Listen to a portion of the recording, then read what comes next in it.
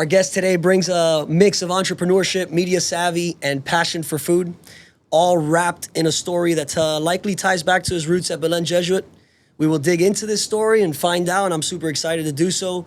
A friend of mine off camera, former alumni on camera, and founder of Mr. Eats 305 and Homegrown Media, class of 2011, George Arango. Welcome to the show. Thanks for having me, brother. Thank you so much, man. Thank you for the time. We do this during the day, during the week.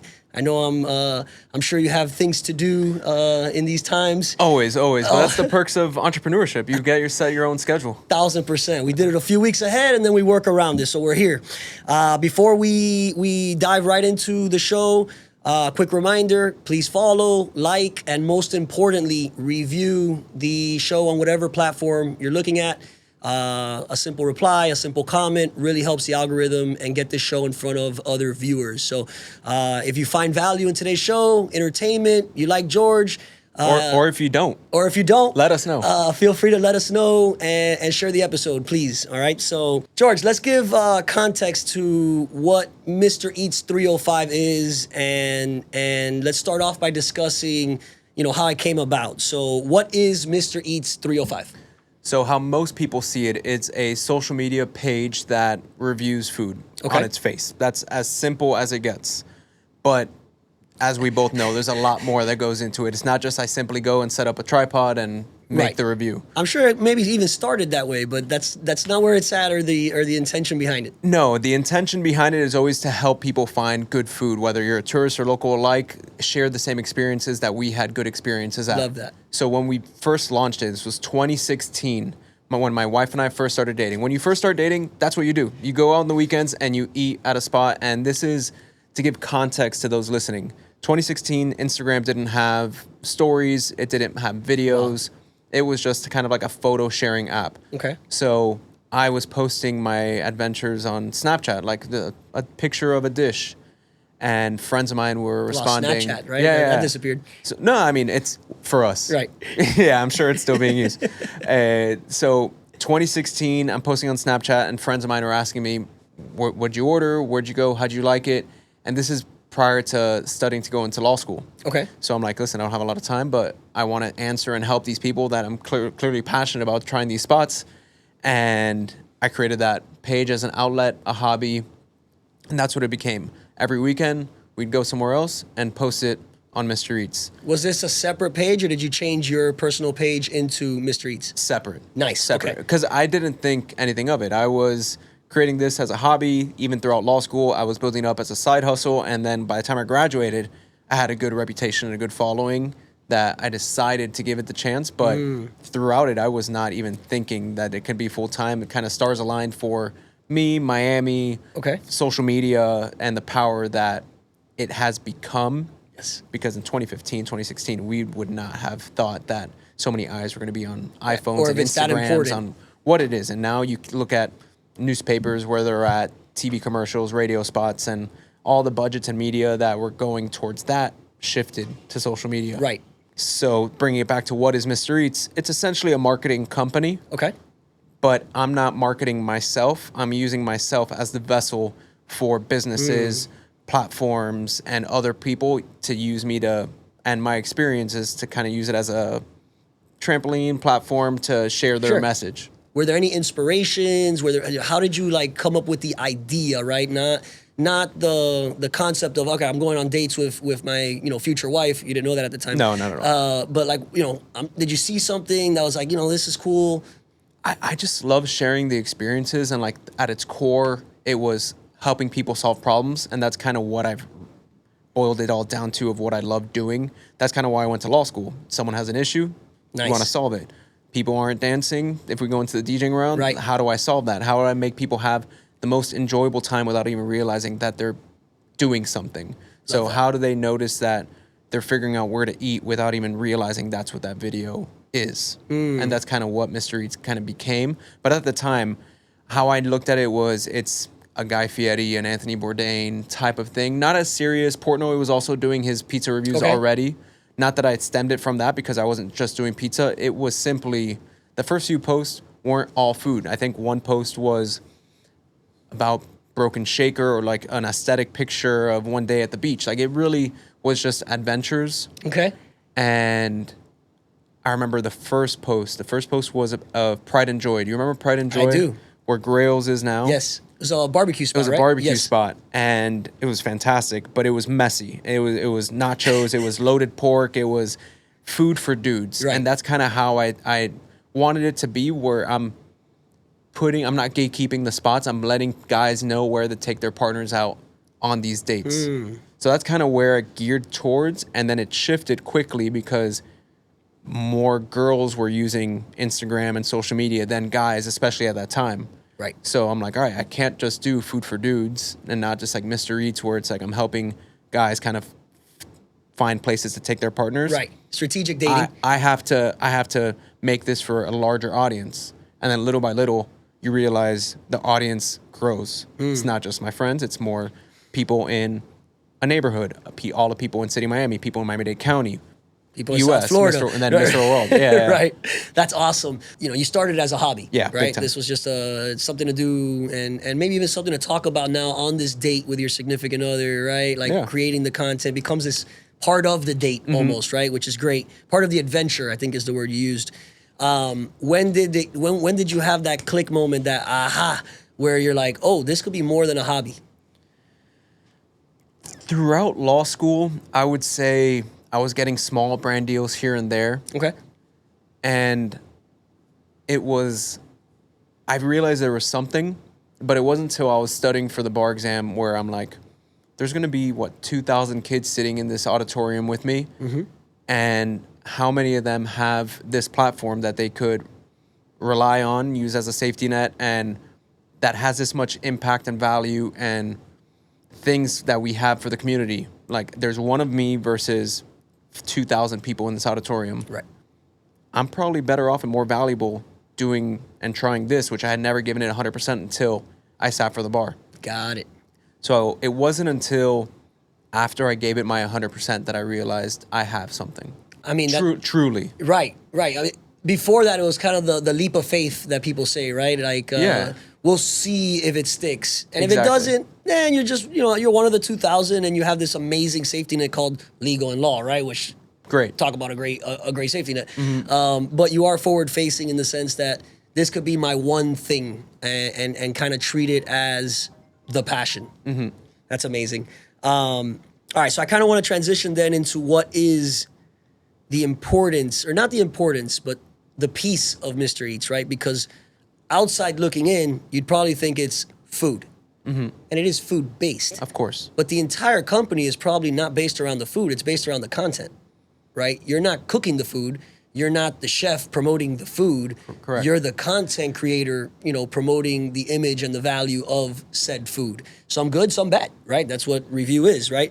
Well, I don't post about bad. Okay. And we can talk about that before I talk about the next thing. Right. So I'm not a food critic. I'm a storyteller. And Okay. that at its core is what it is.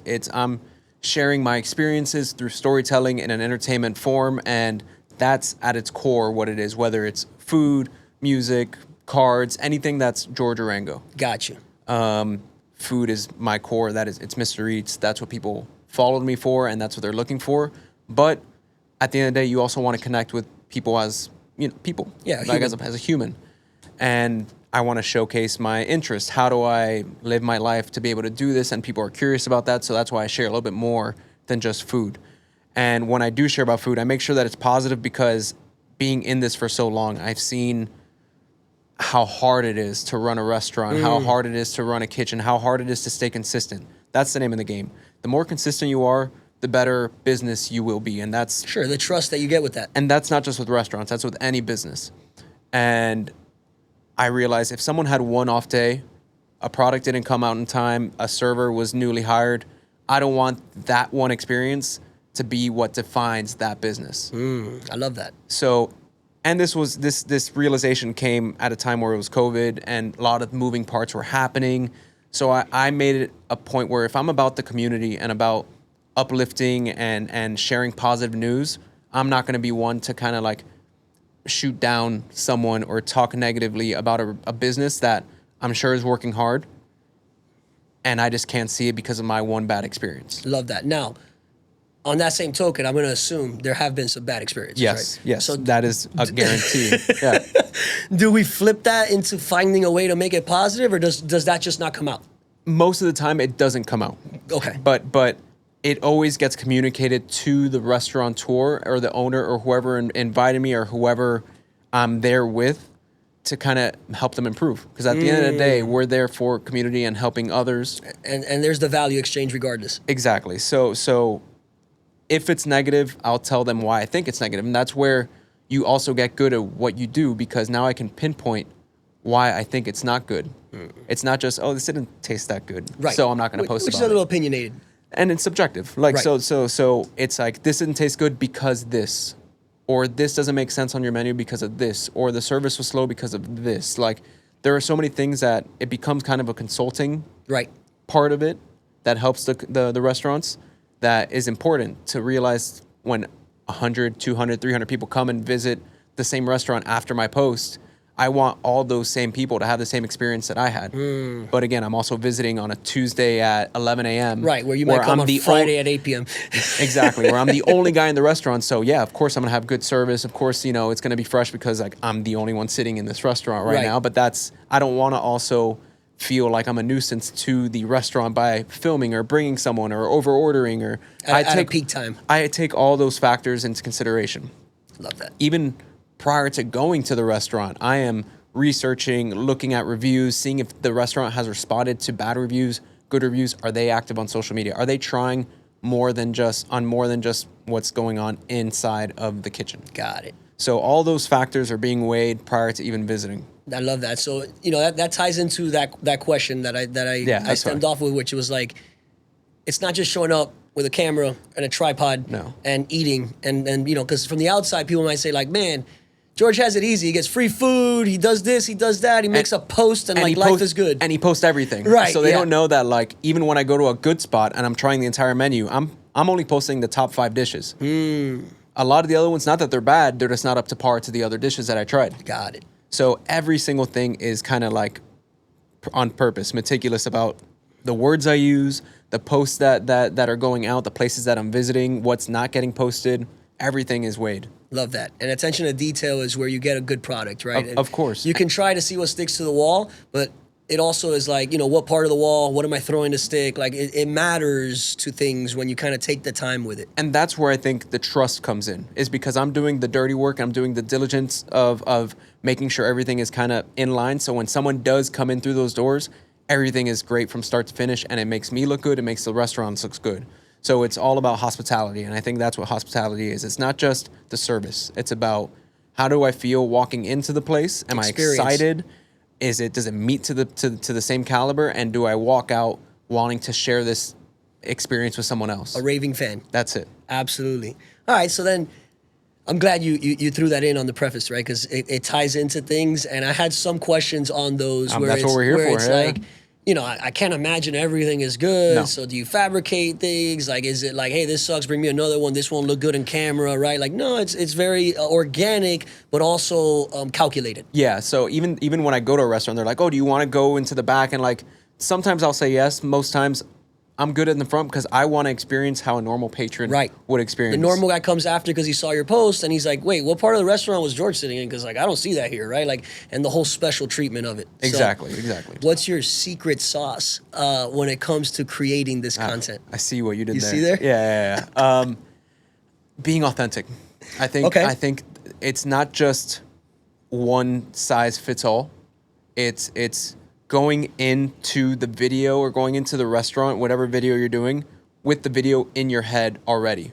So if I'm going to said restaurant, I'm going in there with a purpose. People want to find out that, is it good for parties? Is this a good place for a date night? Is this a good place for cheap eats? Is this like an authentic place? More traditional, more fusion, more. So all those things are all factors that I'm thinking of before I even step through the door. Love that. What type of video am I going to make? What type of value can people get from this?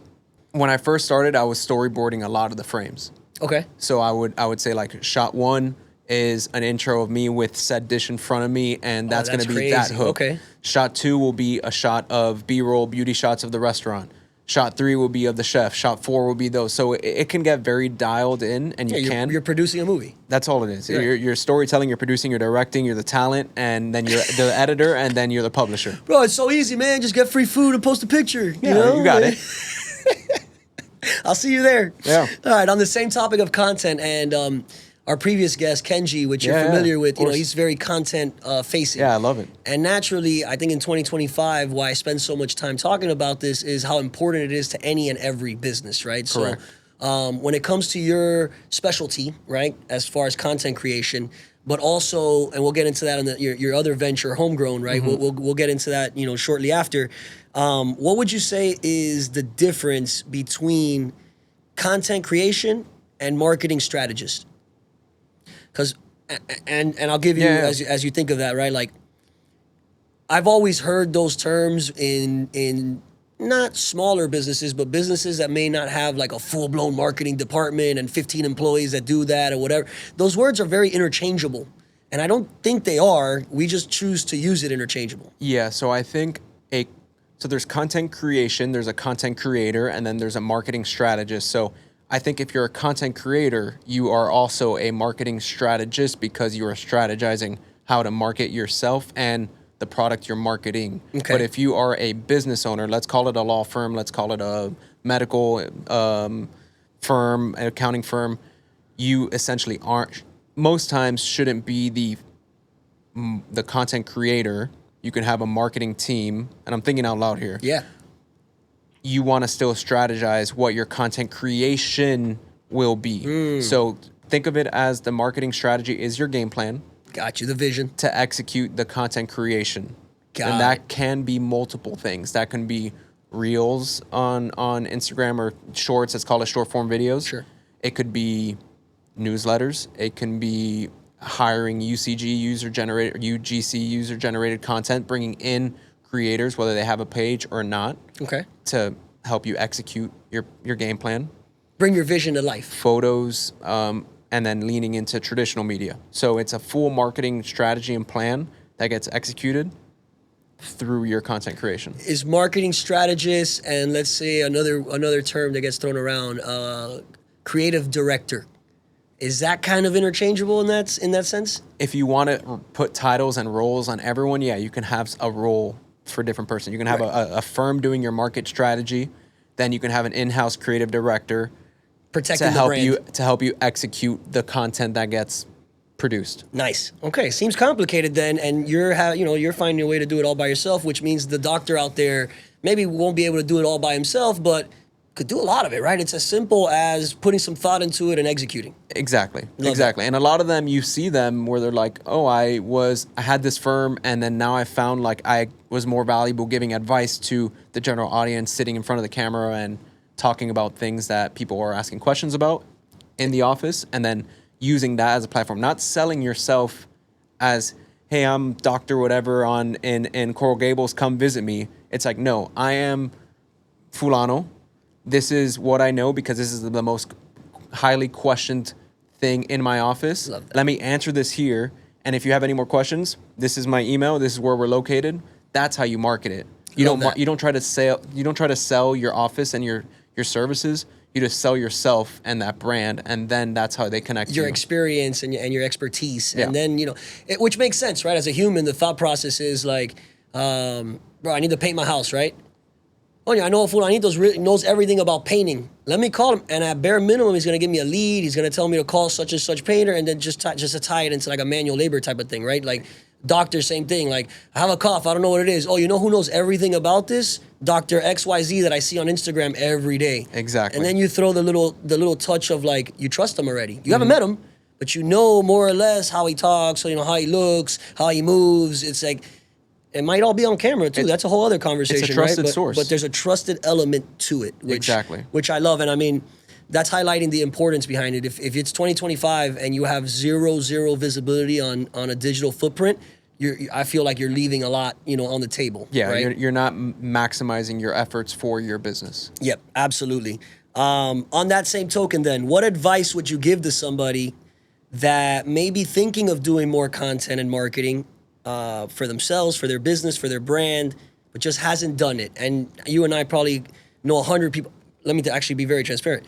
I know myself, and I can tell you what a struggle it is sometimes to like get it going. Even for myself, which is it's my full-time job, there are posts where I'm like, You're right. like that I don't find it's as valuable as my other posts, so it doesn't hit for me. It doesn't like let that fire under me to like, let me post this because this can help people. Right. This one might be leaning more for me, or it might come off that way. So I try to never make it about me. Right. I'm just kind of like the vessel for the businesses to help the consumers, to help the businesses. So whenever it leans towards me, like if I'm DJing and I'm showing that I'm, performing at this place, like why? Like that, I take a step back, like why do people want to see this? You can have an objective standpoint and be like, people want to see this because they want to learn who you are as a person. Sure. Learn your More interests. resume style. More that they're connecting with you as a human, and that's why I should post it. But another person can think of like, you're just showing off. Mm-hmm. And like, that's not what I mean to do. I'm not trying to show off. It's just like, this is who I am. So to someone out there that has that You just post fear, Just post it just and hit like post, right? And turn your phone on silent. or stay on it and be communicative with the people who are watching and like try to build your audience. Like if you think of it this way, 1,000 views is a good amount of people, yes. man. Yes, absolutely. I think it's important that you are providing value, storytelling, entertainment, and if you see those things getting checked off while you're posting them, who cares if it doesn't go viral? If you're happy with the content you produced, Yeah, who cares? who cares? On that same notion, then we're going from Mr. Eats 305 to the idea of homegrown media. Yeah. Right? The homegrown media is born. What's this platform about, and how's it different? So being in this food and beverage industry for so long, I realized that these guys were great at making food, at doing their job in the kitchen, front of house, but put a camera in front of them and it's like, I don't know what to post. I felt like I couldn't differentiate a burger post from another burger post, and there was no storytelling from these restaurants. They weren't connecting and building a community. Gotcha. So, I was gonna say Mr. Reach was born. Homegrown Media was born. It's recent. It hasn't even been a year yet. Okay. But it was where we wanted the chefs and business owners to focus on the food, and we'd focus on the feed. Got it. And that's as simple as that is. It's a tiered program that restaurants can sign up, where I can be a consultant, I can be a marketing strategist, Okay. I can produce and execute the content, and then we can publish and handle the actual publication of the content that we produced. And when you say tiered, it's like it could be all of the above, or it can be one of those many stages that it would take. Correct. What's the passion behind this project? It's still storytelling. It's That's what I thought. Someone has a very good product, and I'm very passionate about their product, but I think they're missing out on executing and maximizing their efforts on social media. And this goes back to like the business owners that aren't in food. Right. You have such a good product. Let me help you reach more people and share this story, because yes, you posted today. You checked it off your to-do list, but like The miserable list. But like, what does that do to differentiate yourself from the restaurant that's across the street or across town? Yeah. You want people to connect with you and your brand because of how good of a product is, but without selling the product. You want them to connect with you as a brand. And that's where I think Homegrown differentiates themselves from other people that are also doing this, other companies that are doing this. We're more boutique style, focus on it, that is as if it's our own. Love that. So how did Belen's Jesuit education and values influence your professional path?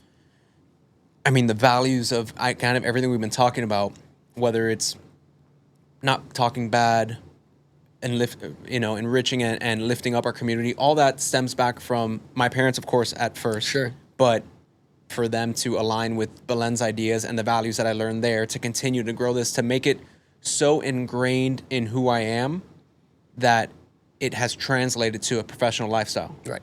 So it wasn't just like hit once at home. It was hit as well at school, that became an embodied who I am today. Couldn't agree more. And I always try to add this little fact, right? Because, I mean, I don't get to ask everybody that's not on a podcast about Belen, but I can't name you somebody that went to their parents and said, hey, I want to go to Belen.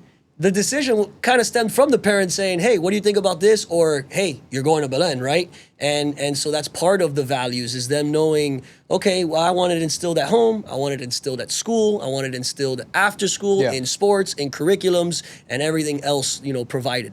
I feel like I was that kid that I'm like, I want to go there. Love that. But I don't know. Again, this is a long time ago. You went in sixth or ninth? In ninth grade. Okay, but it's a little more formality at that. I was in sixth grade. I was like, what are we talking about? Like that, yeah. So there's more formality in that, and also there was sports, and so I remember playing summer baseball that year going into freshman year at Archbishop Coleman. Okay. ABC. Yep. And No, Belen. Archbishop Carroll. Archbishop Carroll. Yeah. And if baseball was the only thing on my mind, I probably would have picked ABC because I knew I was going to be guaranteed playing time, but whether it was myself or the parents or my parents, just figured it was more about a balanced man, and Belen was obviously the right choice. And how I felt from the get-go, it was the path least taken, at least from where I went to middle school to everyone went to Columbus. Right. I was one of 3 guys that went to Belen, whether it was because they didn't accept that many or more people just wanted to go to Columbus because it was the cooler school in the sense absolutely. of like more popular in that circle. whatever it is. I say it in apostrophes because like it's not even whatever. But I had it worse. There was only 4 from my middle school that went to Belen, and everyone else went to LaSalle. okay. So you think you got it bad, Yeah. It could get worse. Yeah. All right, let's go full in Belen now. All right, we're George Arango, 9th grade. Okay. What kind of student were you at Belen? This is 2007. You are in there now entering freshman year where everyone already has their friends. Mm-hmm. So you're kind of like finding yourself and finding your friend group. But luckily I had sports and baseball there to help me kind of like mold my core group. Right. So I was balanced. I was focused on school because I knew how tough Belen could be, especially freshman year, not knowing and feeling comfortable from my 3 years prior. What to expect, yeah. So it's understanding that balance of sports and education. Love that. All right, so speaking of sports, right? What clubs, sports, extracurriculars were you involved in during your years at Belen, freshman through senior, right? We don't have to get into specific of when, but more or less what different categories did you touch? We mentioned baseball. Baseball, and then I got hurt like junior year. It was like you made the team, but you're not gonna get a lot of playing time because like you're coming off of this, and I'm like, all right, so let me try to find something else because like I want to do something with my time. Right. So then I joined track and field to do shot put and discus, and that was great. That was fun, a different experience. It got me to kind of like also a lot of great experience stemmed from the failure of not getting a lot of playing time, and I use that as like me not really making the baseball team and getting the playing time that I wanted led me to start Mr. Eats. And like every failure is like a kind of like that story, that battle, that adventure that you go on, and not really like getting down in the dumps and like calling it quits on that first L. Yeah. Sports ain't for me. And stopping. Right. And like just going through the motions and not joining any other clubs or doing anything else. I'm going to assume you didn't hurt your arm because shot put and discus. It was, but like I had that summer. So going into senior or junior, I forgot what year I did it. And it was a different motion than the throwing. Got you. Like I wasn't as much discus as I was shot put, where it's just kind of like a push. Versus whereas like kind of like motion. The elbow. And that also led me into my music journey and DJing. Okay. So was there any musical, I don't know the right word, interest, but also inclination, I guess, as a young kid? Like, did you play the guitar? Did you, like, is there any music background? My dad and my parents both loved music. There was always music being played at the house. It wasn't like, oh, the TV's on. It was like, oh, no, the radio's on. Okay. So I always had kind of a love for music and music organization. So, all right, we have on our iTunes or on the CD on this side of the room is hip hop. This side is dance. This side is like disco. This side is freestyle. So it was an eclectic type of music that I was raised on, not just one category. And then this is 2008, 2009. This is the rise of technology in music. So it was kind of easy to get into. CDs. Yeah, but I did learn how to DJ on CDs. Okay. So it started with one of my friends, Andrew Mowdy. His dad had old, I think they were Technics at the time, but Okay. CDs, and we were bored at his house because I had that extra time because I wasn't playing baseball, and I'm like, oh wow, this is pretty cool. Like, these are all the songs that I love, and I can like figure this out. And it was like a puzzle Problem solving for which myself. is something that, you know? And that was like, I can do this. So first it was figure out this problem for myself, and then once I threw myself into the fire and started doing these parties and throwing and going and throwing these parties, it was like, all right, now how do I make these the best parties? How do I solve this problem where it's, let me make a party that people can have fun and dance to and all those things. So one thing led to another that led me to Mr. Eats, and we can keep going into that. So we're recapping then, and there's one thing you haven't mentioned that I wanted to, because based on the information you sent me, it caught my eye and it interested me. So sports-wise, we had baseball, track and field. Which, okay, yeah, and then I can get into that because that a lot of things happen from sports not Working out. out. Yes. And that led me to opening up to more than just the baseball friend group. Okay. I got friends in theater. So I would like, oh, you need a guy to help with the lights? I'll be there and I'll do that. You need a guy to help with the sound? I can help do that. I knew I needed to not do baseball. Let me go into law. And Chris Reyes, I believe, is the teacher, and he didn't teach there anymore. I think he's actually an attorney now. His dad is a judge, or was a judge, and we both knew that I wanted to go to law school, but there was no legal program at Belen, ironically, even though there were so many attorneys.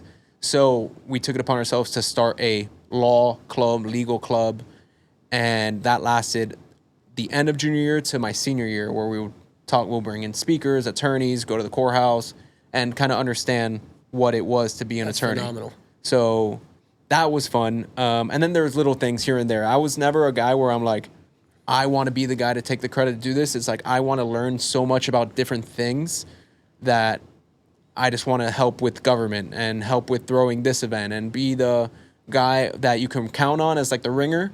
Mm-hmm. But I want to do so many that I don't want to like stick to one. And I think that's so important. I had different friend groups in Belen and outside of Belen. I think I was blessed for that kind of balance growing up. And I always saw passion sometimes overweigh life trajectory. And I'll explain what I mean a little bit. When you're in third grade and you're like, I'm going to be an accountant, right?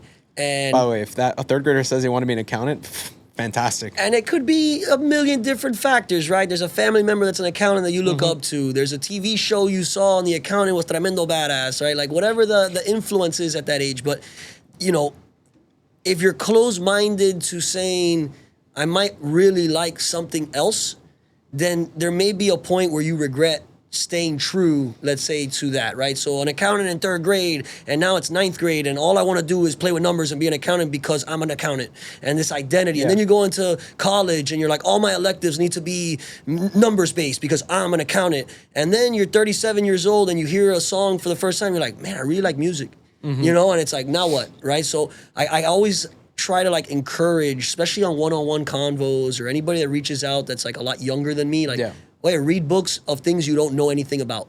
Go listen to a podcast of something that maybe interests you, but you've never thought of, right? Like, and then through failures and through experiences and through knowledge, and you put all that into a soup per se, right? You come up with this broth that explains you, and things start making sense, and then like something like Mr. Eats comes about, right? I like food, I like content, I like problem solving, I like going on dates, like holy shit, let me put all this together, and now like it's actually a career, right? Like that wouldn't happen if you were like, I'm gonna be an attorney, I'm gonna be an attorney, I'm gonna be an attorney, I'm gonna be an attorney, I don't care about music, attorney, sports till 12th grade, then attorney.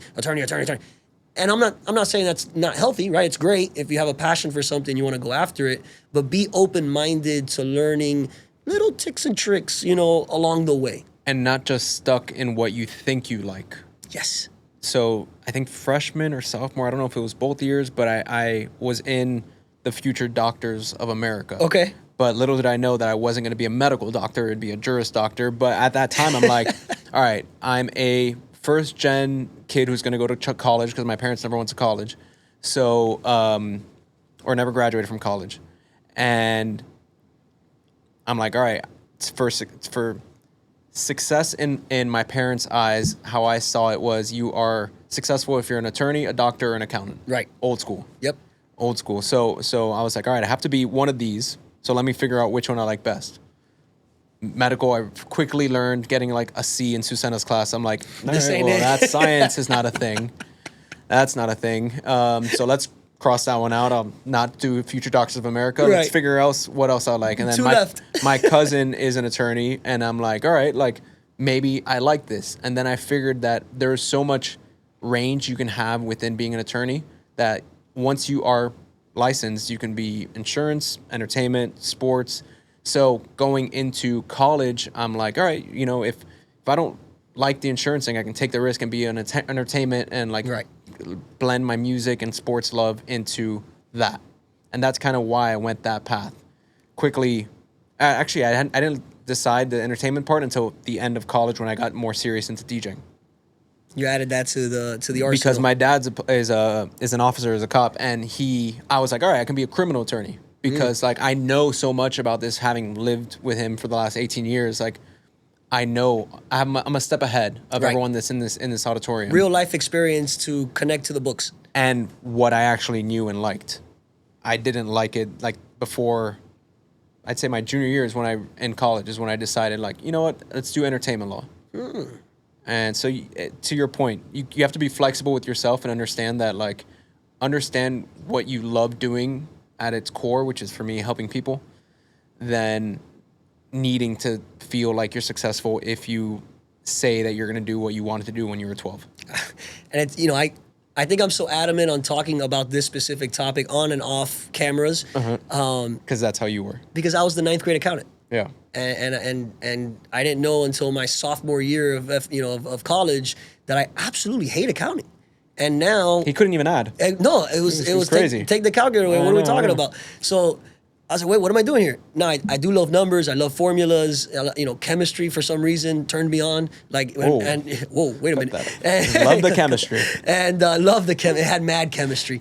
But it was these weird things that you're looking and you're seeing and you're like, and now you get to accounting 101 and you're like, wait, this is not what I thought, right? And same story.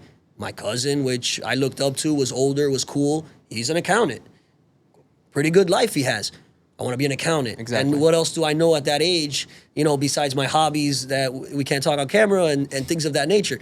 So I think it's important to hear it from someone that went through it, right? Yeah. I wish I had those Belen years back to be part of different clubs, be part of, different groups, read books that I didn't read until my 30s, and kind of be part of that process versus putting the polished product out after and being like, yeah, look how we got here. Let's not talk about all the failures, but like, look how good this Instagram post looks, right? Like, the failures is how we got to something looking good. That's why like I never like regret or look back and saying like I wish I did this. Like everything that happened led me to get to work harder to do something else. It's all part of the journey. And so on that, let's talk about something you like. Okay.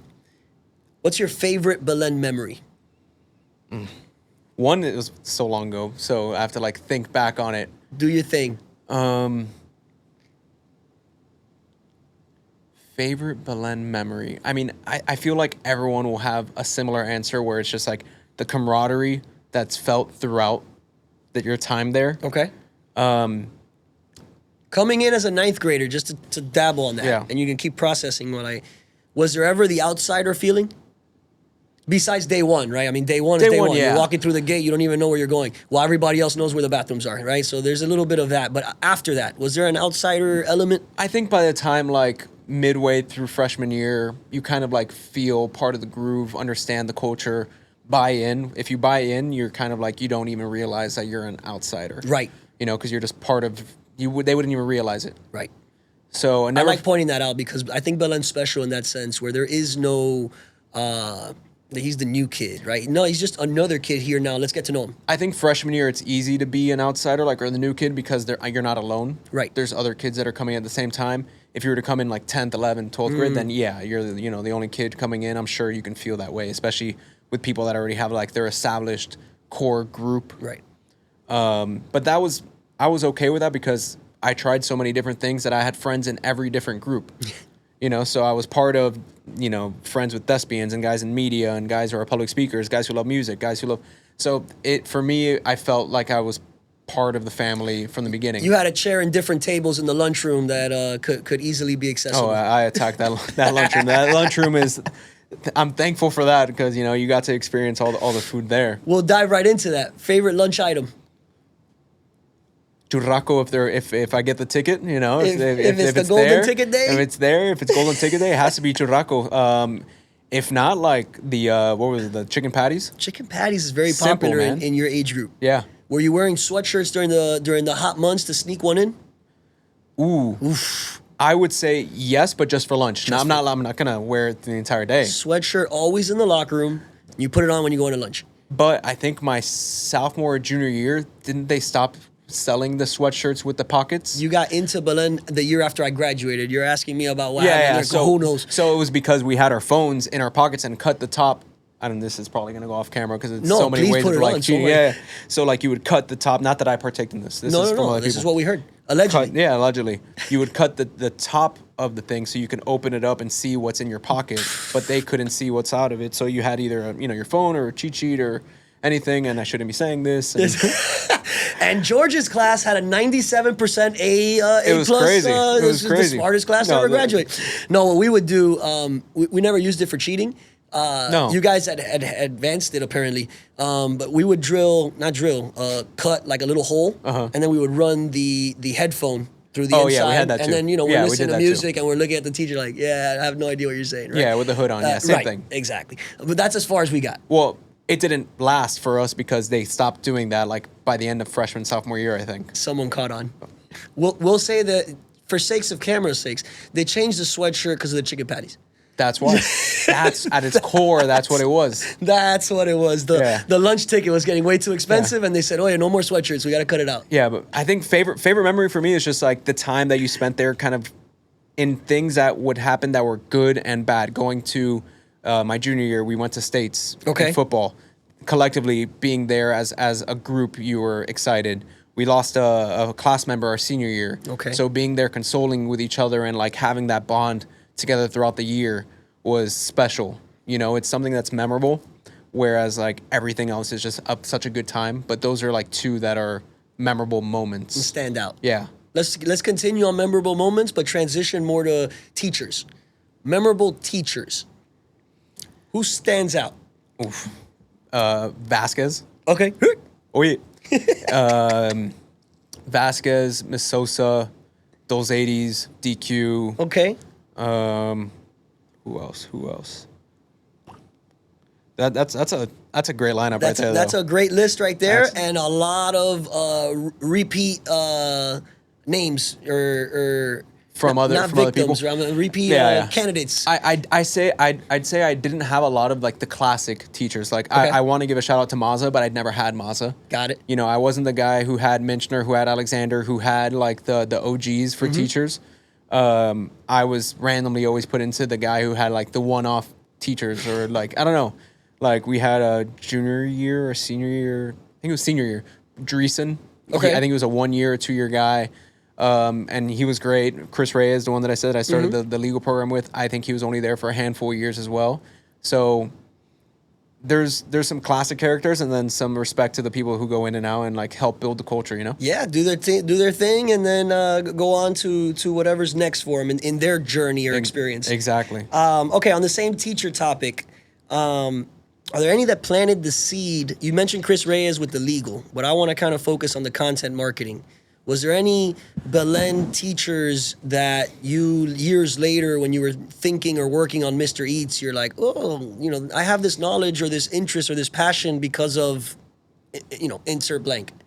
The answer could also be no, because you didn't know anything about Mr. Eats in high school, right? But just in case. My friends would make fun of me because that's when you start getting your cars and you start driving. They would say my car would turn off when I passed like the Palmetto because I wouldn't know anything else besides like my circle. So Mr. Eats didn't really become what it is until I met my wife, and like we really were going out on adventures, and I felt like this. And in college I started understanding what Miami was when I was DJing and going to these clubs, and understanding that what Miami was as a city and community. Got it. That's kind of what made Mr. Eats what it became and what it is today. If I give a shout out to anyone, I'd say those 80s helped the most, in the sense of I had a public speaking class with him, and whether I got over that fear or that kind of like nervousness of public speaking in his class, or it was the DJing, because Combination. that's sure. crazy. Yes. Yeah. To like have a public speaking fear and then go into DJing where if you touch any button, everyone is going to look at you at the same time. And it's like, you can't have that. So everything kind of plays a factor into molding who you are and who I am today. Yeah. And I think public speaking also, everybody focuses when it's mentioned kind of like camera facing, the sense of once you're at the podium. But if we're looking at public speaking, it's producing a movie, right? You're outlining what you're talking about, what you're going to do, when you're going to do it, what gestures are you going to say, when is your voice going to raise, when are you going to bring it down? And now, fast forward, that's how you put your content together. The organization of everything, it stems from those things that I learned. Even when I was helping out friends who were part of the media program, like we made a trailer for a homecoming party we threw, or those little things, like little things that played factors to what we're doing today. So sick. Did you have Zoller? I never had him. Middle school, right? He was in middle school. Yeah. Lund is another classic one. Okay. Roger Lund. Yeah. Oh man. So I bring up Zoller because I've said it on other pods, but he teaches you how to use your agenda, and that was the beginning of how I'm organized. That just reminded me of Miss Kenna. There you go. Miss Kenna taught us how to take notes. There you go. And how to like organize your thought process while someone's telling you what's happening, and you're digesting it in shorthand to be able to like transcribe it later. Yes. So that was a huge help for learning. Nice. I would always doodle and do little little drawings or little whatever, and it would essentially it would take away from maybe some of the things I had to write down, but it would also keep me from thinking 100 other things that wasn't going on. It was just what I'm hearing and my doodle, and it wasn't now like wonder how baseball practice is gonna go, or I wonder what this is like, or this is like. And that was taught to me as well, right? So these teachers always stand out for things, and it's like you said, it's 10 years ago, 15 years ago, right? I haven't done the exact math on your class, 13 years ago. Yeah. And now as you're talking about it, you're like, oh wait, yeah, and also, because it might not be like super fresh in your head, but it's instilled in there still to this day. Like, how do I remember how to do an agenda? Yeah. What are we talking about, right? Like Google Calendar, what agenda? I still remember the day. I live by my calendar, my agenda. I still remember the day, or Mr. Cleveland, I forgot what he called it, but it was like the $10 rule or whatever, the 30-day rule. And it was like impulse buying. Okay. It's like if you go to the store and you want something, leave, come back in 30 days. If you still want it, buy it. Yeah. Wow, how much money did that guy save me? Mm-hmm. You know what I mean? Like, so little things like that you find yourself doing later in life, and you may not even be able to tie it and be like, oh, I didn't buy that and do this stupid impulsive buy because of Mr. Cleveland, but I didn't do the impulsive buy, which is the important part. Exactly. Right? And I think the teachers there are all impactful, but also like not looking for the credit. Like Mr. Cleveland wouldn't be mad that I didn't remember Cleveland told me about the 30-day rule. He'd just be happy that I saved money and I didn't do an impulsive buy. Exactly. And it goes with the whole culture and community and brotherhood of what makes this school, or one of the things that makes this school extremely special. And another thing that makes this school extremely special is the cafeteria, like we mentioned, right? So what I want now is if you could take Mr. Eats 305 back to your Belen days, okay? What would your review of the cafeteria look like? What would that script or movie outline look like? What would you want to capture? The hook would be, is this the best cafeteria food in the U.S.? Okay.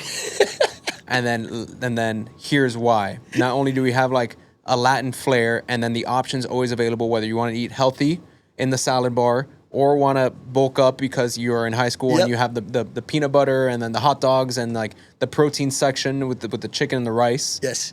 But there's also a changing menu daily with 2 to 3 entree options. You can start with a chicken sandwich, and if you're lucky on that special day and you get that golden ticket, you can be in line and wait for your turn to have a churrasco. You don't know what churrasco is? You explain to people who's watching outside of Miami, and then of course, make sure to like save room for something sweet to end off on, whether you get whatever snack, dessert, whatever it may be, and then remember, don't take a bite without me. Like that's everything. Bang! Thank you, Paul. Absolutely love that review. Couldn't agree more. Yeah. 7,460 likes on Instagram. Fantastic. And 5 stars on Mr. Eats 1 through 5 rating. Love that. All right, so George, you're a very special guest in this setting. Thank you. All right. in the first two seasons of Because Belen, I had the privilege and honor of having Jordan Sanchez sit next to me. He was the lead on this segment that got great review and feedback from the Belen community, and it was called Words on Fire. All right. Okay. So what we're gonna do today is Jordan is not here. He's not popping out of the closet. This is not Jordan time, but we are gonna call him. I think it's gonna be a good way to introduce Words on Fire back into this season of Because Belen. I'm glad. I'm honored. Chill. All right. Awesome. Well, look, this is my favorite segment of the podcast. First of all, I want to thank Brian for bringing me back for Words on Fire, because like I said, it's my favorite segment on the podcast. And just so you know, George, this is a word association game. So I'm going to throw a word or phrase at you, and you give me the first thing that comes to mind. So, I mean, I haven't done this in a while, so I'll be a little bit rusty, but it behooves I've never done me this, so I'll be very rusty. It behooves me, though, as the class of 2006 most school spirit, to come back and do a proper Words on Fire with Mr. Eats 305. So let's do Love this. It's an honor. All right, first one is Miami food scene. Croquetas. Ooh, I like that one. All right. Okay, so I'm going to give you a chance. You know, you don't have to say one. You could say as many, like, you know, kind of give your shout outs, but best Miami chefs. Oof. I'm going to go Aaron Brooks from Sonny's, Giorgio Rapicavoli from Luca, Eileen Andrande, Finca Amelia's, Chef Nivan Patel, Guy Paya. Those are the four. I don't even know how many I just named. I just like blanked out. Four that came up, but I love Shingo from Shingo. There's so Miami's talent. I know this is Words on Fire, and I completely ruined and ignored this game. But You're not the first guest that this happens to. Miami's local food scene is fantastic. I'm not mentioning Michael Beltran because he went to Columbus. But it's just on fire, and we're finally seeing more and more of hospitality groups come from this that are not just opening one restaurant, but creating a group of restaurants to give back to their community. Chef Jeremy Ford, another one that crosses my mind. Pablo Zitsum from Zitsum. So, and the Chef Eddie Lara from Wolf of Tacos. There's so many, and that just is a true representation of where we're going as a Miami food community.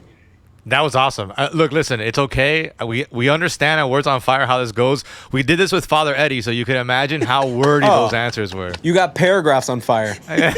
Exactly. So you're still, you know, I think we're working within the rules given what's happened here in the past. Yeah. So Words on Fire, I assume okay. like I have to miss out on some people, and I apologize to all those that I missed out on. But like, just, I'm under pressure here, right? I know that, and that's the point, right? I'm gonna put a little bit more pressure on you. It's a little bit more of a personal question. A single favorite food item of all time. I want to say pizza. Yes. It's simple. It's the simplicity of it. There's different variations because I didn't say like New York style specifically. So I'm gonna go pizza. All right. So one of the next things that I was gonna ask you. I assume I know the answer already, but I'm going to ask you anyways. Pizza versus burger. That is tight. That is tight. I'm going to go pizza because I feel like there's more variations and more forms of it and different styles. And if I have to choose one to eat for the rest of the time, I'll go pizza. But burger is my second favorite. Nice. All right, let's go to the consolation bracket. Burger versus taco. I go burger. Ooh. All right, sick. I like that. All right. What restaurant are you craving right now at this moment as you sit with us? Chantilly Bakery. Shout out Belen. Oh my goodness. I used to go there before school every morning, bro. I said croqueta because I'm starving right now and I can have a croqueta, but also then you said burger, and my mind went to sandwiches, and then I thought of pan con huité, and I'm like, damn, you know what? If I got a pan con huité right now, I'll put a croqueta inside of it and like have coffee. And then we're talking about Belen, and I'm like, all right, Chantilly Bakery. Yeah. Dude, that tostada and café con leche, like, wow. Mind-blowing. Incredible. Well, hey, that concludes Words on Fire. That was awesome. Oh, I'm was hungry great. now. I'm hungry. Yeah. It's fantastic. I'm hungry. That's awesome. Jordan, thank you so much, man, for taking the time to do this. We look forward to finding ways to include you in the future with your hectic schedule. I won't hold you to too much of it, but I will ask again in the future. I'm sure the Belen community absolutely loves you, and we look forward to seeing and hearing more of you in the future. So thank you for the Words on Fire segment. It's the first one this season, brought back properly through Jordan Sanchez, and thanks again, man. Thank you, Jordan. Yeah, man, and the love is mutual, by the way. Just letting you know, Love that. Love that. Alrighty, bro. You need to hang up because the end button is too far from me. Or don't hang up. Or don't hang up and hear the rest and you of can it. hear the rest of it. And if you have any other questions that are not Word on Fire that you think like maybe we get a quick Q&A at the end. Do you have any questions from the audience? Hey, look, listen. I have a Nice. All right, I gotta put her to nap. But hey, if you want to include me a little later, let me know. Jordan, what year is your boy? From Belen. Well, right. In terms of like what year he would be if he went to Belen, I have no idea. But he's 2.5 years old. Yeah, well, no, it was the first part of the question, but never mind. Okay, Yeah. cool. 2.5 answer. Boom. That means he didn't put the deposit in yet. Yeah. Exactly. I still got time. You got to start the Belen savings account so that Yep. by the time he's in 6th grade, he's good to go. Oh yeah, that's happening for sure. Bad news. Between now and the time that he's in 6th grade, Belen's going to be 10x whatever you save today. Anyways. We'll see what the savings looks like after that. Absolutely. Jordan, appreciate you, bro. Thanks, Later, brother. man. See ya. Laters. Thank you, brother. George, that's Words on Fire. It was fantastic. I don't know how that left. Why did First- that leave? To be honest with you, I just can't introduce the segment as good as Jordan. I'm Fair. going to work on it. Okay. I'm going to go over his house. We're going to practice. Got He'll it. be back hopefully in Great, yeah. in a regular programming. Can't wait state. to watch it. Yeah. So we'll move on. All right. We'll talk about some of these failures or better said challenges. Yeah. And I want to kind of just tie that into Belen and say, what challenges did you face coming out of Belen when you were figuring out what you wanted to do and how you wanted to do it? What did some of those tough days look like? I would say it's a whole new life that you're kind of entering into. College there's girls there. Right. So you got to start working out more. You start understanding who you are as a person. You got to start understanding what your interests are outside of being a man for others, being a studious guy and an athletic guy, and kind of just putting it all together and like, how can I be this person that I was just like shaped to be and put him into community, Into reality. into Yeah, reality. Yes. So it's going through those changes, understanding who you are, still having fun before you really enter the reality, and kind of just like finding yourself and wherever it is, whether you stay local or you go away, there's gonna have different experiences no matter what you do next. You start getting haircuts because you want to look good and not because your disciplinarian told you had to. Exactly. Yeah. Yeah. Shave? No, never again. Yeah, you're not working out because Beard it's practice. forever. You're working out because like for your health and you want to look good to Absolutely. impress women. Absolutely. Okay, so some of the challenges were, figuring out how to mold your foundation that you got at Belen and now apply it into reality with different environments and settings that you were placed in. Totally, couldn't have said it better. Now, It's great. that's why I answered it. He has ChatGPT like on the side. And he's like, that's exactly what came out. I'm gonna reread Paul that. connects it. Yeah, and as they're it's saying fantastic. it, and I'm doodling while I'm doing it. I know, it's Oh, great. yeah, we're tying it all I don't want to together show here. the doodles. Yeah. It looks like Squidward or something over there, man. Off camera, I gotta tell you about the behind the back. I gotta tell you that. Okay, what advice would you give Belen students or young alumni entering the media marketing field? This is a less traditional field, Yeah. especially in the Belen, upbringing. And it's still changing today. Yes. So like things that are applying when they're listening to this, things that apply that are listening to this right now could be different in 6 months from now. Right. But one thing that always is going to stay the same, no matter what the medium is, whether it's Instagram, TikTok, or a new social media platform that's going to come out, is if you are yourself, you're authentic, you are captivating, you have value, you answer the question, why should I share this with people? And you're consistent, no matter what you're posting and no matter what topic you're talking about, there's going to be an audience for you. Wow, I think that advice could go even further than current students. That was an amazing, checklist to focus on. If on the first question we started with, Yeah. where it was like, if you're scared to get into marketing or into your content, boom, check these boxes off, and you're off to a good start, and then figure it out along the way. Yeah, so it applies not just for students, but for students, it can you can really mold what is authentic to you. All right, the next three questions are, I use the word serious, but it's not serious, right? I want to kind of just tap into the seriousness of it, right? Do you feel Belen prepared you for life? 100%. And how? 100%. I think just for college, which it's a preparatory school, not only for life, but for college. And Belen, to me, educationally was tougher than college. Me too. Which that is a breeze. And it allowed me to find out more than just what the books had to offer at university. So that prepared you for life, because now you had more time, not in the studies, but living in your community. Yes. So I was prepared to be efficient in my studies to then be able to be more impactful for my community, which can lead to being more into music and being able to DJ at night and be out till 2 a.m.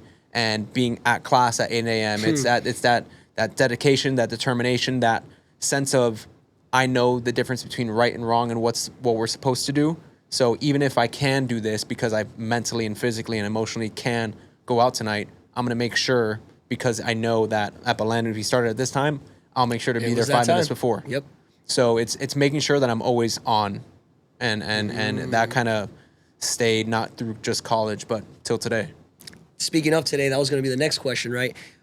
Do you think Belen still plays a strong part in your life? And if so, how so? We're here right now talking about it. Right. You know, it's that sense of community. It's that sense of giving back. It's that sense of branding. It's a sense of culture. There's so many things that are ingrained in us without even realizing that we're loving it. You know, so it's that sense of brotherhood that you label yourself with and as, and you want to be prideful of continuing that legacy. So it's ingrained in us, whether we want to give it to Belen or not. It's a lot. It has to do to, because of Belen. Belen. Oh, my voice cracked. That's going to be because of Belen. Oh, man, that's the Belen clip of the day right there. I know. Mr. Vasta's going to love it. All right, great. So last serious question per se. And again, I say serious. It was because I was getting emotional. Yeah, I see that. I see that. Your vibes were cracking, not your voice. What would you tell your 17-year-old self at Belen? You're talking to 17-year-old George. He's a senior in 2011. Yeah. What would you tell that guy? Well, he turned out pretty fine right now. Okay. So I don't want to get in his head. I would just say, stick to what you're doing, stick to your guts. Don't listen to outside noise. Do what makes you happy, but what you know is right and what's wrong. Kind of stick to your core and your values and what you've been taught and learned. So don't second guess yourself, I guess, would be the best short, concise advice. Hey, this wasn't words on fire, but if you had to, if this was... That would be the answer. Don't second guess yourself. Man, I absolutely love that. And at that age, I think, we do a lot of that. Yeah, especially with social media. Luckily, we both didn't grow up with that consumption that these kids are going through now. And there's so much outside noise, more than what we had. So you could really second guess yourself because you don't look like said person, or don't act like a certain way, or don't know what you want to do. And there's so many questions that are being asked that you can provide the answers, but you never know if they're the right answers. So even if they're not, don't second guess yourself. Do something with the passion as if you think it's the right thing to do. And then if you fail, you're going to come back stronger. With the amount of questioning that I did in my life, Facebook came out when I was already in college. Okay. I can't imagine what high school would be old, like. Man. Thanks, bro. If I take my hat off, you'll know. I can't imagine what high school would be like with Instagram and just TikTok accessibility and TikTok and Snapchat, when it was the main thing before IG stories and all this pressure. That's what it is, right? Outside pressure. And so I love the fact that you went there where it's cancel out all that noise. Don't second guess yourself, right? You know that you've been instilled with values, with knowing what's right and wrong. My mom would call it a vocecita inside. Exactly, right? the conscious, listen to that little voice, right? Yeah. My sister would always say, bro, my voice is broken. What the hell, bro? But follow that method that has been instilled in you, and don't second guess it, because at the end of the day, you know you're going to try your best, and if you're passionate about something, go and try it. There's going to be failures. Those aren't the things you see on Instagram. That's fine. In real life, it really will, somehow play out in that sense. It's God's plan, man. Like at the end of the day, it's no matter what we do and what we question and what route we take, that's going to be the right route, whatever we decide on. Yep. So whether we fail or succeed, like, it's just to continue the journey, The only way through is through. Yep. George, what's next for Mr. Eats 305? Where do you want to take the brand from here? What does the future look like? Yeah, so it's still young, like we were talking about. Not just Mr. Eats, but media and social media. We're just kind of getting started with the storytelling and the consumption, and it's just staying consistent and changing up our methods to make it efficient and effective, and be able to impact and help more people, however that may be, whether that's changing creative, that's changing platforms, changing the storytelling, however that may be, that we could continue to raise awareness for these businesses, for individuals, for our community. That's kind of the focus for Mr. Eats, whether it's for Miami or we expand and grow into South Florida and continue where we can impact and help more people. Does the IG handle turn to Mr. Eats Worldwide? No, it wouldn't turn to worldwide. Maybe if we can, from Meta, just keep it Mr. Eats, and I'm 305 enough that we don't need the 305 to be on there, because we do travel, we love traveling, we love experiencing other cultures and things. Yeah, so it's like, bro, you'll hear it. I say bro. Yeah, right. I said it right before I said bro. Right. Yeah. So I would say it's consistency while evolving, but forward-facing, providing value. At the end of the day, the mission statement is that it's staying the same, and you're growing as an individual. You're growing. Your palate's growing. Your stomach's definitely growing, and that's how it is. It's finding that balance and just moving forward. Love this, man. I absolutely have loved this conversation. George, as we get towards the end of this conversation, we have a couple questions left. This is tradition on the show, or on the pod, tradition. or We whatever. love tradition. We're all about tradition. So we always ask, what's your because Belen, right? So I'll form it in a sentence. Because Belen, ... Yeah, I think I answered it kind of like earlier in the segment. Because Belen led me to realizing baseball wasn't the thing, I am now where I am today, from the DJing to law school to Mr. Eats. And there's so many because Belens. Like, that's just one that is why we're here today. Right. But, because Belen, I'm looking out for community, I'm looking out for others, I'm looking out for more than just myself. And a lot of it goes to what we learned at Belen. Men for others. That's it. Yeah, absolutely. All right, so this is a personal question. Food-based, right? Oh, okay. Maybe I have a date coming up, and I need to know, right? What's one food spot in Miami that's criminally underrated? Maybe some. There's a lot of underrated spots. That's why I asked. And that's the beauty of Miami, is it's not just what people show on, not just myself, what you hear and know of Miami from Instagram or GTA, of how they're going to portray Miami. It's that there's a Miami for every single type of person. If you want to raise a family and go to Belen and like be a soccer mom and do that and like stay in the Pinecrest Gables, that's fantastic. I have spots for you. You want to be out on the other side of town on the east side? Great, I got spots for you. You only want to visit Hole in the Walls? There's spots for you. So one spot, and if you're looking for different spots, that's why I created the map, Mr. Eats 305, on my website. Okay. There's a Miami food map broken down by cuisine, neighborhood, date night, everything is broken down. This is MrEats305.com? That's it. And you scroll down a little bit under the header, and there's a full map, interactive, where you can search bar, type things in, and it's a work in progress. But we are about to we're gonna change. It's gonna be revolutionary in the sense of, I'll tell you. I mean, at least for myself, conversations, right? Babe, where do you want to go eat this weekend? Check the Mr. Eats map. No, don't. What do you mean? Don't give away the sauce. The chef doesn't give away the sauce. He sells it. Hey, babe, where do you want to eat this weekend? Baby, look, you've worked hard this week. I'm going to come up with 5 spots, and I'm going to have you choose it. Go on MrEats305.com on your phone. Pick 5 spots that you like, that are good, that are what you have in mind, and say, babe, pick one of these 5. Yeah. Wow. That's all it is. Because without it, you know what my option is? The closest thing to you. Or whatever. Or whatever she wants, which is good luck. whatever you want. And I think with 5 options, you gave her too many options to choose from. Three? Three tops. Three tops. And then you go next week. We'll go to the one you didn't pick. Bingo. So you don't even have a new 3 options. Nope, you're good for like a month, bro. I got you. This is gonna. We should start a dating app. I don't know about that. I don't know about that. I'm good. We do enough. We do enough, man. George, we're at the end, man. Thank you so much again, dude. A couple of promotional points to point out. December Tombola Challenge every year, super important for the Belen community, super important for the scholarships and the sponsorships and everything that goes out. Please remember to contribute, represent your class. At the end of the day, this is a competition from different years and different alumni. Reminder about the Belen mentorship programs and how important it is to give back to the next generations coming out of Belen. It's great. I was in it. I've done it. I wasn't part of it on the student side, but I'm now contributing. Not student side. I'm contributing on the other side. Oh, I love it. Yeah. I had a phenomenal experience with Daniel Garcia. I believe he's going to be a senior this year. Nice. Just the way that they want to absorb information is very rewarding. It goes back to what we wanted, like testing out, understanding what you want to do things at a young age. It's great. Yes. So make sure that you're involved in this program if you have, the platform or capabilities of doing so. Reminder of Be Connected. It exists. This thing is fascinating to stay connected within the Belen community.